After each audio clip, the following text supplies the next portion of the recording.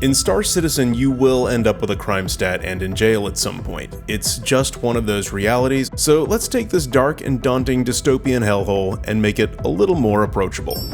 This is University of Stanton. Class is in session. Klescher Rehabilitation Facility is located in Stanton on the southern hemisphere of Hurston's inhospitable moon of Aberdeen. The moon itself has a completely toxic atmosphere that you don't want to breathe, and extremely high temperatures during the day that can sap your hydration, overheat, and kill you in the span of about 20 minutes. The surface is sparse, and the only thing near Klescher is a shipwreck site and the small aid shelter of Barton Flats. It's going to be important later.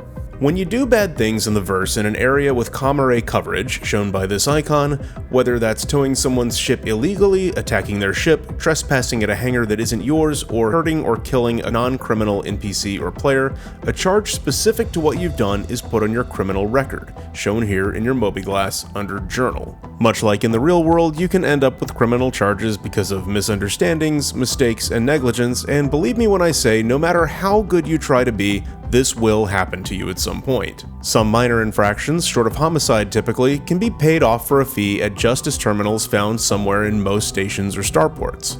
And while individually these may only be a crime stat level 1 or 2, which does not cause a hostile reaction from law enforcement, stacking up many of them will cross into the crime stat 3 or higher threshold, something that typically a single homicide will get you. At this point, you will have a bounty on your head on the public contract list that player bounty hunters can choose to pursue, and stations and law enforcement NPCs will treat you as hostile and deny you landing permission. If you're over the crime stat 3 threshold and can't pay off any of your fees to get back under it, you either have to hack your crime stat away or pay your debt to society in Klescher. Dying to any lawful NPC or player like a station turret, security ship, or bounty hunter can send you straight to Klescher, but that justice terminal we mentioned also has a handy surrender option, which will send you straight there and give you a slight discount on the length of your sentence. Once you wake up at Klescher, you can leave your room and wander down to the common area, where the terminals in the center will show you how much time you owe society. And while this can be anywhere from just a few minutes to almost 2 days, don't worry, we have ways of cutting this number down. The lazy way out of jail is literally that. Just go to bed and wait out the timer, which continues running while you're logged out. This might be ideal if you're not going to be playing anymore anyway, and if your sentence will be finished by the time you come back, you'll be ready to leave. Just walk up to inmate services, use the elevator, and you'll wake up at Everest Harbor above Hurston, ready to continue your adventure. But you can earn your way out faster. The prison will reduce your sentence in exchange for merits, a currency that only exists in Klescher and that you lose when you leave. 1 merit equals 1 second of prison time off your sentence. If you earn, say, 600 merits, you've shaved off 10 minutes. 3,600 merits will cut it down by an hour, and so on. While you're still in prison, the merits you earn are also transferable, so if you have a jailbird friend or cut a deal with the right player, you can become eligible for release almost instantly. Or if you know you've earned more than you need to leave prison, you can transfer the amount you don't need to a friend before you go. To earn merits yourself, it's time to go down to the work mines. On the way down, you'll spot a commissary that sells food, drink, and meds, but don't bother spending merits here, you'll see why shortly. Once you enter the airlock, the work mines area is split into routes, 1 to the left, 2 straight ahead, and 3 to the right. Each route winds deeper and deeper underground, but is linear. You begin at depth 1, and each route's depth 1 has 2 terminals, an ore deposit and a contraband surrender. These are the stations that will reward you with merits. You can find your way down and back by the marker signs at each depth, which all have a green exit light on the reverse side to guide you back out. There is nowhere here to get lost until you go beyond the lit mining areas into the natural caves below. While you're making your way through the mines, keep an eye out for stashes like this. Inside you'll find food, water, med and oxygen pens, and usually a prison shiv or a tiger's claw crypto key. These last 2 can be turned in at the contraband surrender. A tiger's claw will get you just over 2,000 merits, and a shiv will get you over 600, but if you find a shiv, hang on to it until you're ready to leave. In the depths, ore can be spotted by bright yellow stripes, and the type identified by more subtle colored veins. Turn on your flashlight with T to make this stand out better. Apherite, the least valuable and usually worth passing up, is blue. Dolivine, the green rock, is rare and meant to be more valuable, but its current value is about the same as Apherite. Hadanite is a pinkish purple and the one you really want. You'll get the most merits out of this one. However, as of 4.0 it appears to be very rare in the mines, so rare in fact that on multiple runs I never found a single one to show for this video. Let's hope that gets fixed soon. To mine a rock, pull out your mining multi-tool with a 5 key, point it at a rock, which will appear with a yellow highlight, and the tool will tell you what it is. Then left click to turn on the mining beam, and use Alt and your mouse wheel to adjust the power. Your goal is to get the bar on the left side up into the green zone, but not above. Lower the power quickly when you get here, and adjust as necessary to stay there until the rock heats up and cracks open.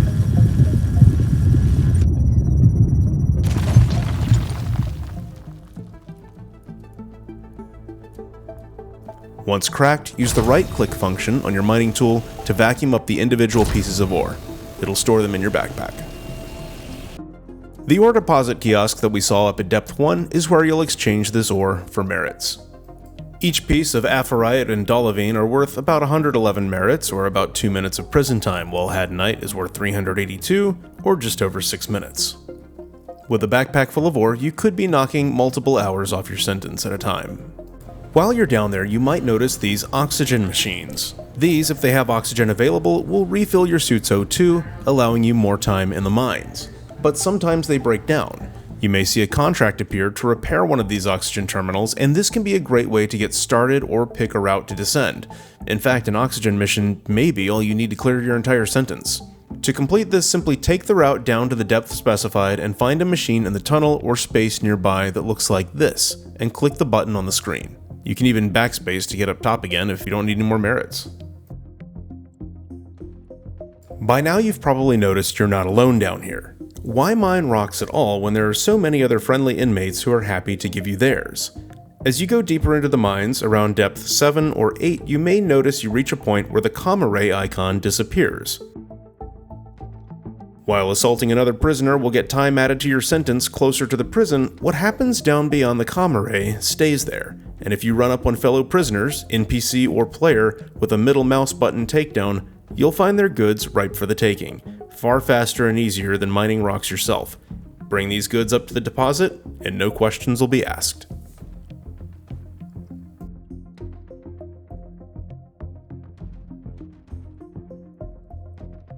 For those who like a challenge, there's another way to get out of jail and other ways to clear your name.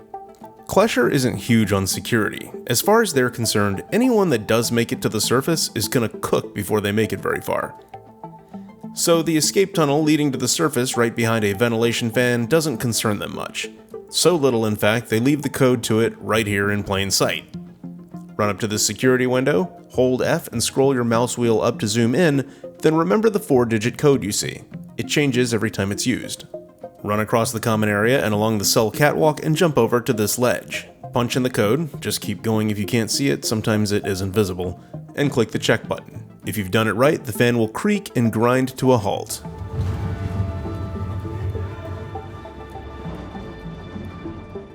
However, as of 4.1, the code panel is almost always broken, and players' crime sentences are sometimes actually being reset after they've done the hard work to get out. I don't like talking about exploits, but with many players literally trapped here and unable to play, I feel it's only right to let everyone in on this secret. If the fan code panel doesn't accept the correct code, press tilde to open your console and type in sys_maxfps3 and press enter. This will drop your FPS severely and allow you to eventually press against and glitch through the gap in the fan while it's still moving. Once on the other side, open the console and type sys_maxfps0 to restore your usual performance and begin your escape run. Before we begin, take heed of some advice. Don't get discouraged. The escape route seems slow and arduous at first, and it will take a lot of practice runs and respawns, but if you stick with it and get good, you'll be able to make it from the fan to the surface in roughly 5 minutes. Check your oxygen before you start, especially if you were just in the mines. There's no air in the escape route, and you can run out if you take too long, so you want to go in with a full tank. Turn your light on with the T key. If you don't already play this way, turn your field of view settings up in the graphic options. This will help you be aware of where you are and prevent tunnel vision. When in doubt, stop moving and look at your feet. Be sure of how much room you have to move. Don't try to run if you're going to drop off of a small obstruction and go floating off in the low gravity. Vaulting, using spacebar to grab a ledge and pull yourself up, works better a short distance from the ledge, not when you're right up on it. Hit spacebar early to grab the ledge and keep moving fast. Here's the path to follow. Around the fan pit, into the cave.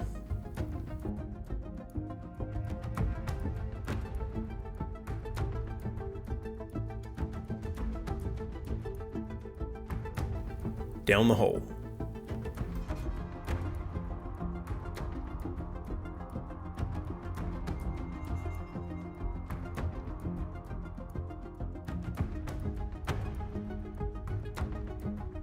Around and past the roots. It's a 180 from where you came in. Left, right, look up, climb. Go straight ahead. Hop over the blue plant, go right, right, climb.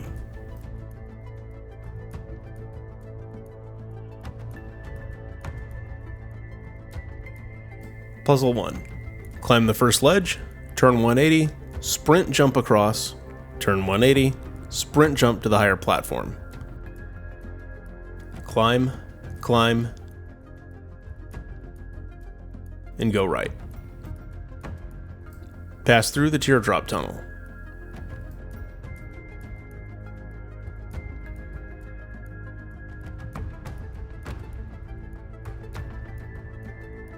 Then up the long climb. It's a straightforward climb through 10 ledges.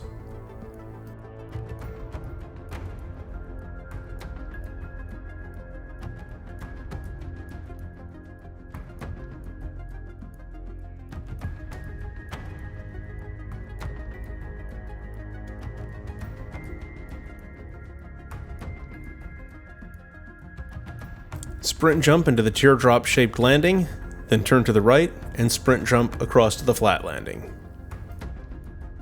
Puzzle 2. Drop carefully down the hole into Puzzle 2. Do not sprint here. Just run forward normally and jump. Then turn around and sprint jump to the other side. Position carefully just below the metal panel and look across for the blue plant.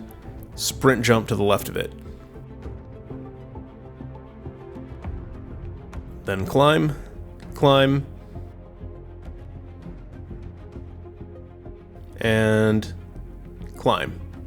Now you're at metal. Once again, don't sprint here, just forward jump, walk up and turn left, then sprint jump for the lowest hanging panel. Get on top of the higher panel and turn around, sprint jump towards the broken panels under the ring. Turn left and climb, climb, climb, climb. Aim for the metal panel next to the ring and sprint jump. The tree on the right will catch you. Climb, climb, and turn right into the cave. Make a forward jump and pass the blue plant.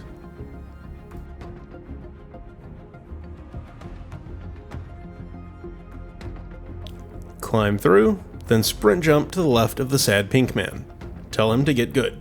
Then climb, climb, climb, and climb. See this pipe? It's telling you to look behind you.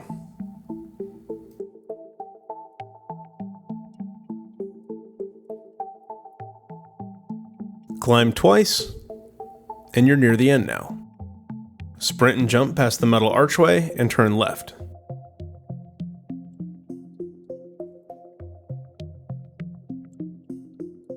Sprint and jump towards the outstretched metal platform. Stop and turn right. Sprint jump towards the low-hanging metal platform. Walk softly off this edge and follow the catwalk to the door. This is one reason you might be doing this more than once. Mines. Technically, there are, or were supposed to be ways around the mines or ways to set them off by doing something like throwing your backpack in. However, because the game can't keep accurate track of when you're standing, crouching, crawling, or are actually in a beam or not, you'll find these things detonating even when you do everything right. The most effective method of getting through? Hop over the box and just sprint. With a desync, you may actually make it through. If you don't, you can make the run again, and the path will be cleared. Before we go all the way through, did you notice this little office to the left? There's some important information on the wall. Write these numbers down, or do like I did here and use Windows snipping tool to screenshot them. Run through these last few straight tunnels until you reach this climbing point. If you're waiting for a ride, don't go any further here yet.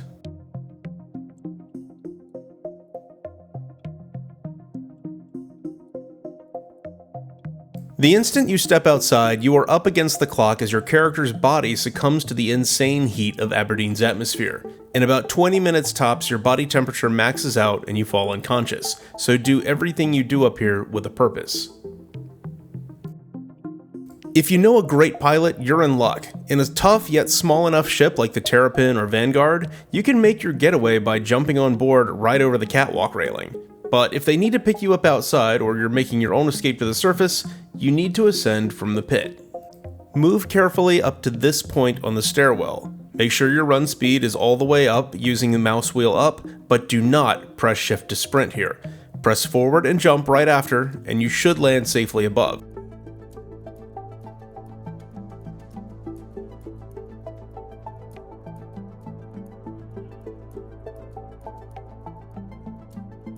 Continue upward and do the same thing at a second gap.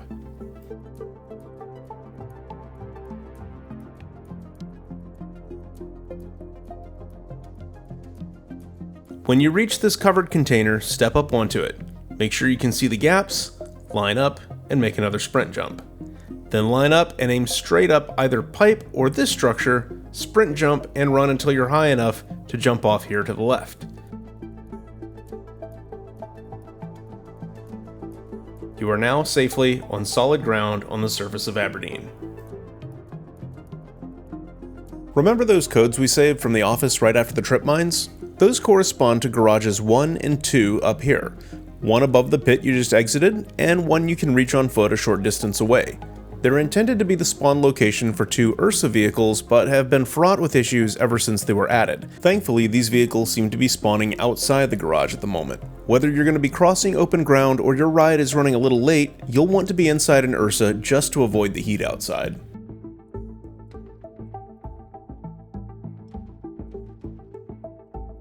From here, you have 2 options. Get picked up by a friend like I mentioned, or drive the Ursa to Barton Flat's aid shelter, where if you own one, you can spawn a small size 1 ship like a 100i, C8, Talon, or so on, and take off to freedom. In both of these cases, keep watching, there's something very important you have to do at the end to avoid ending up straight back in jail. I wanted to cover a third option in this video, an unverified mission from Ruto called Need an Out, which at one point sometimes allowed you to find a special crypto key, escape overland, and use it at the crashed cutlass to fully reset your crime stat. But that mission hasn't been reliably working since it came out several years ago, and it disappeared entirely during the mission system refactor. When and if it comes back, I'll do a separate video on it because the idea was actually pretty cool.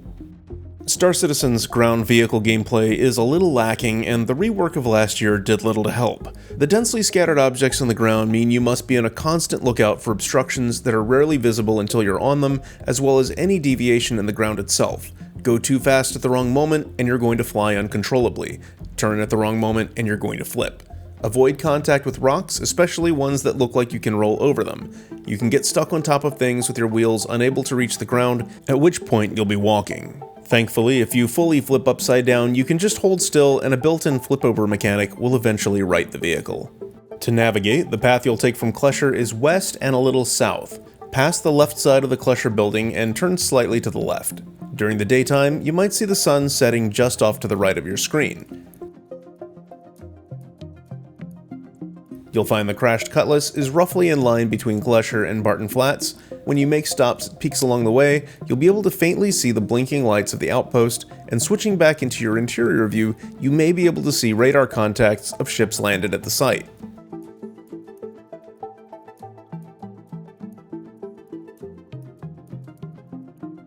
In the worst case, punch up your star map with F2, scroll in closely to Aberdeen, and find your position between the Klescher and Barton Flats locations. While driving, you're best off using third-person mode, F4 by default, to get a better view. Keep a careful eye on the direction of landmarks where you intend to go so that when you do spin out, you can recover and get back on course. If it's nighttime, you might actually be better off leaving your headlights off, as the game's eye adaptation will happily blind you with the brake lights.